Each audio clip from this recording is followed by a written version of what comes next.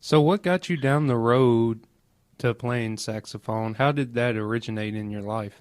Yeah, that's a great question. I grew up in Oregon, which is why that number pops up. Um, We don't trust that kind. You ain't down. You need to get you a yeah, 504 number, or a Three, 985, or a three, I've been told337. to seven. do it before. Yeah, right. But yeah, so I grew up in Eugene, Oregon, which is this really sweet hippie city, like 2 hours south of Portland. And I was there for, all through high school, but I got into playing music really young because I guess my mom used to keep this cardboard box full of like rhythm instruments for the kids. I'm one of five. I have a lot of Oh, siblings. wow. So sort of to keep us occupied, I think she kept this like box of like shakers and tambourines and all these things just out for us to play with. And there was, you know what an Irish penny whistle is? No, ma'am. No. No, ma'am. No, you don't. Well, it's kind of like a recorder, but it's metal.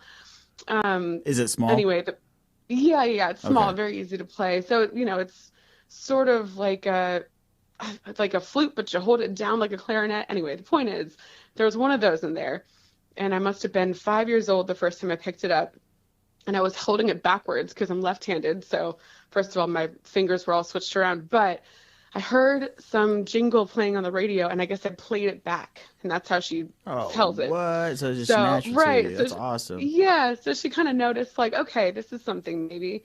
And I got to choose my like instrument that I wanted to play in the fifth grade, and I was like really obsessed with that Disney movie, The Aristocats, Oh, that's growing up. actually my And I favorite Disney movie is the it's Aristocats. so Yeah. good, isn't it? Yeah. So like everybody wants to be a cat. It's like the jazz thing, and like I want to be a cat. So saxophone was like a natural progression, I think, of going from like just picking up whatever instrument was next to me to like I want to play something that has jazz elements to it. But I started on clarinet first because it was recommended to me, and then I switched to saxophone in high school, and I was playing pretty early on with just like different bands around town. One of which was this jazz combo led by a cat named Kenny Reed. Sorry, Kenny Reed. He's no longer around, but he was this really incredible drummer. And I was, 15, 16 years old playing with this jazz combo at a place called the Jazz Station in Eugene, Oregon. And one night he came up to me and he was like, you know what, Sage, you would really kill in New Orleans. You should go there. So I applied to Loyola. I got in on a music scholarship. And I'd never been on a plane before. I didn't know anybody here. I was just like, you know what? It's kind of calling my name. Let's go.